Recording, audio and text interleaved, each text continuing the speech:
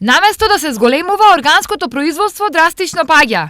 Во последните 3 години за околу 30% се намалил интересот на земјоделците за производство на органска храна.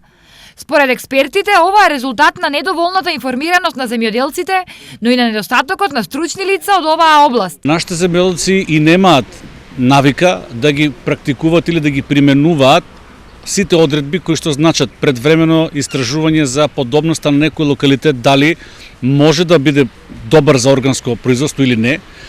Понатаму имат слабо познавање од биологијата на болестите и штетниците кои се јавуваат по растенијата, за да можат благовремено да преземат мерки да ги спречат нивните појави.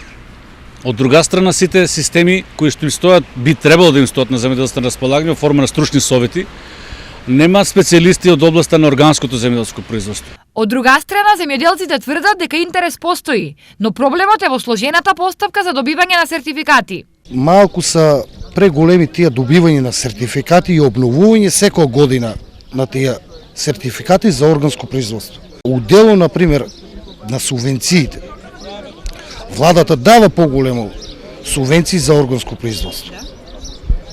Тоа е за похвала, али тешко се доваѓа до сертификат. Според други земјоделци пак, нашето поднебје не е поволно за ваков вид производство. Ние мора да ги прскаме ние за тоа што тука са такое местото што со такви животинки што напајат многу и не бива. После и водно е местото. Но со ова не се согласуваат експертите. Тие тврдат дека регионот е идеален за производство на еколошка храна, зашто овде има околу 84.000 хектари пасишта, голем број на крупен и ситен добиток, како и многу државна необработена земја.